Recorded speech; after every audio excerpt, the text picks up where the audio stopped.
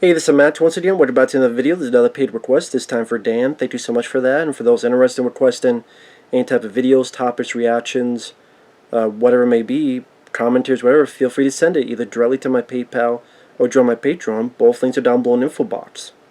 And this is a film, The Pledge, from 2001, directed by Sean Penn, starring Jack Nicholson.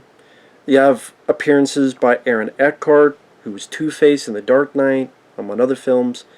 You have a small role with Benicio del Toro. There's a role with Mickey Rourke, Tom Noonan, who was the bad guy in Manhunter, Helen Mirren. And pretty much Jack Nicholson is this guy who's retiring police officer. Aaron Eckhart is another police officer, and they get the call of this dead body. Even though Jack Nicholson is technically retired, he's allowed to go along, and it's a dead child. So, one thing leads to another. Jack Nicholson goes to the parents, and the parents, in a very melodramatic way, I will say, the mom takes like a cross and goes, "You swear by your soul's salvation on this cross that you will find who did this to my daughter."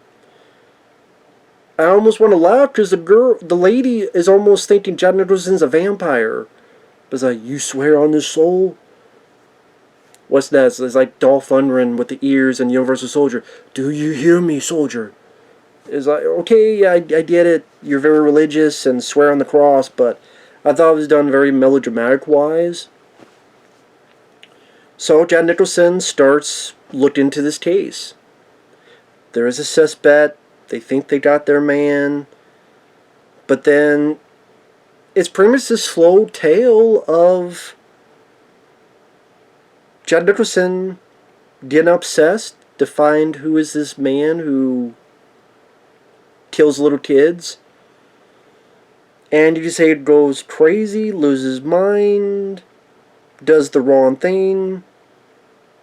It's maybe the right thing, but he does it in the wrong way.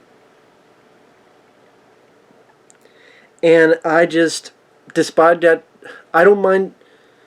Jack Nicholson, I didn't mind his performance. But I thought it was a film that had wasted cameos. Again, the spoilers. Benicio del Toro, he's a suspect, and he sounds very silly in his voice. And they think he's a suspect. He's a guy who's not all there. He kind of confesses even though he doesn't know what he's saying, and he ends up shooting himself and sounding silly, just silly voice he was using. Aaron Eckhart is a cop whose head miles will be surgically implemented up his ass. Sam Shepard, he's another police officer that kind of nicely brushes Jack Nicholson off with his assumptions. Harry Dean Stanton's in the film, from Escape from New York and Alien. He sells a gas station to Jack Nicholson. Jack Nicholson buys it so he could be around the area. He fishes, but he's also looking for this person. Helen Mirren is this therapist who, in this weird scene, keeps asking Jack Nicholson if he's sexually active. "Are you sexually active? Are you sexually active? Are you sexually active? Are you sexually active? Are you sexually active?" Like these different angles of her repeating the question. Mickey Rourke is a guy, he's a father whose kid was taken, and Jack Nicholson asks him. Doesn't really lead to anywhere. It's just so that, hey, you get to have Jack Nicholson and Mickey Rourke in a scene together.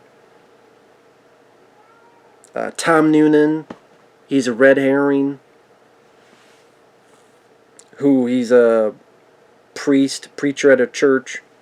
He's there for being a red herring. And I thought this film did not need to be 2 hours long. It didn't. It did not need to be 2 damn hours long. It's slow, it's plotting, it's unsatisfying, despite the cast. It's bleak. There's a reason why the Cinema Store, which is the audience, gave it a D. And I get the idea where it's going through, story and trajectory-wise. Maybe this ends up being the case of what your cup of tea is. If you're mad at Hollywood cliches, maybe this is more your cup of tea. If that doesn't bother you, maybe you're like me and you will feel this is unsatisfying. Oh, Jack Nicholson going against a killer. I mean, to be honest, Jack Nicholson hasn't done a whole lot of those type of roles. Do you think of his films like The Last Detail, which is great, or The Shining, or the villain in Joker, as the Joker in Batman, and The Witches of Eastwick? He was a villain in the Martin Scorsese film.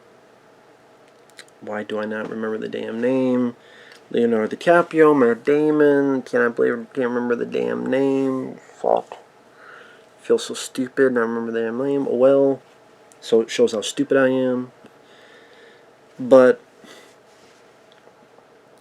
or films not as good as it gets. But what I'm getting is that there's not a lot of films where it's him going after a killer.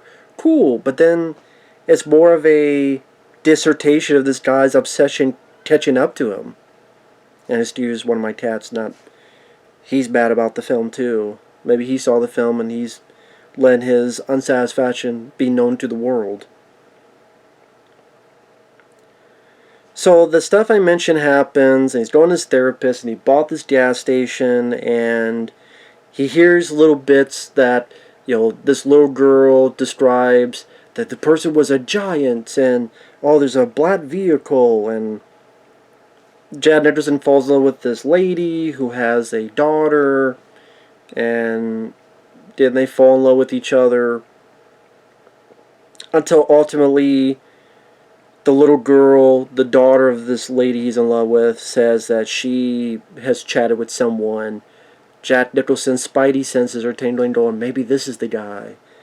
And so he can't let this promise go, even though he's fallen in love, and maybe this isn't the guy, maybe he is in over his head, and maybe his obsession has taken over him, and maybe he's thinking about this too much, and we'll see what happens. Or instead of telling the lady, hey, I have a bad feeling about this, maybe I'm wrong, but could tell the mom about that. No, instead, he decides to use the girl as bait. Asks the little girl, do you keep this? This is our secret. Gets Aaron Eckhart and the guys there for a stakeout, and the killer never arrives. So now the cops, including Aaron Eckhart, leave. They think Jack Nicholson is a joke. The mom arrives saying, Jack, you son of a bitch, you piece of shit. And Jack Nicholson's character is pretty much, he can't even look at her. Whether from shame or just losing it. And then you come to find out, while Aaron Eckhart and the cops are driving by, there's a car that was been in a crash that's black, and we, the audience, get the idea that's the killer. Call it fate, luck, karma. The killer died in a freak accident. Now, I do think these cops are really fucking stupid, because I know you want to keep saying Jack Nicholson's character is a clown, a joke, but don't you think it's a bit weird that on the same time, on the same road, as you're driving by, there's a car that's black, and someone could go, well, maybe Jack Nicholson didn't tell him. You mean to tell me you don't do a stakeout, but you're not going to tell the person what the fuck the car looks like? So Jack Nicholson's not going to tell the cops, oh, the car looks like it's black, it's supposed to be black. And you're not going to go, there's a car crash, let's see who this is. Nope. Aaron Eckhart just listens to the car and goes, poor bastard, and they drive off. I went, what? And also, like Jack Nicholson, it shows sometime later, and he's a drunk muttering to himself outside the gas station. You're telling me no one in his entire fucking town, it's a small town, he would not get word? You would think, with him being so obsessed, he would get in his car and drive in that fucking road and try to desperately look for a car and then see that and go, wait a minute, who is that? Who is that?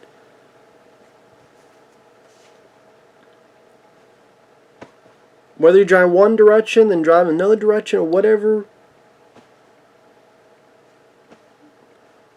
No.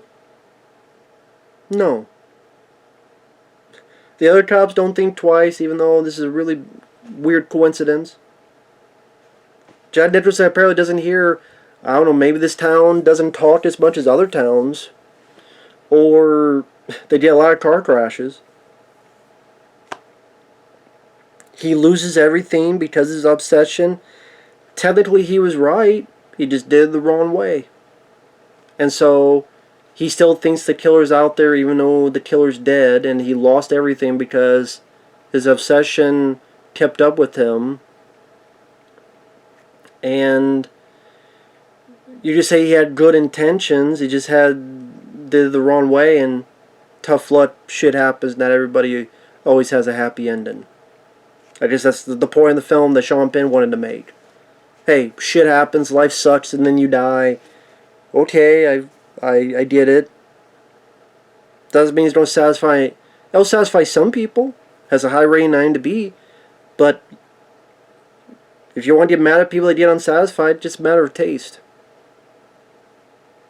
And as I watch, I'm going, I have seen this film before, and I do remember the ending, and yep, that's the ending. I mean, again, no wonder this film didn't do well at the box office. No wonder, again, cinema's score of D. And let's say the cameos, like you did Mickey Rourke, but you don't have him get to do more with Jack Nicholson. You did Benicio del Toro, but you gave him this really silly, goofy voice. Unless that was del Toro's choice. Harry Dean Stanton is just there to sell a gas station. Like, you get these competent, great character actors, but just wasted. I mean, some people look at the ending and say it's haunting, it's not cliche, and then go into the Hollywood cliche, chase, fight, all that stuff. Sometimes cliches are, you may say they're typical, but sometimes they're more satisfying. I get doing slurs because you don't want the same thing over and over again, but sometimes if people go to McDonald's and order a burger, they want a burger. Well, no. Here's a sirloin steak. Well, I wanted the burger. Just give me the fucking burger. I don't want steak right now. Sometimes it's just how it is. With me and with other people. So, I wouldn't say the filmmaking is bad in terms of photography. I wouldn't even say the acting, other than Del Toro. But the other actors do their jobs fine. But the movie was just... This movie did not need to be 2 hours long. It's slow paced. It's fairly boring. For a thriller, there's not really any thrills, despite what the trailer tried to make it out to be. There's a bit where he's imagining entering this church and going Rambo, but then when he opens up, he realizes, no, there's nothing horrible going on, just Tom Noonan doing his sermon. And he realizes, he's got it wrong. And again, part of his obsession. But again, there's people's certain ways the cops react, certain way other people react. I went, what? And I don't know, it just wasn't for me. It's a movie that just wasn't for me. If it was for you, cool. Wasn't my cup of tea. And I remember when I first saw it, it was disappointing. Now it's just bleak, slow, and kind of lame. It's not one of my favorite Jack Nicholson films. But hey, take it for what you will.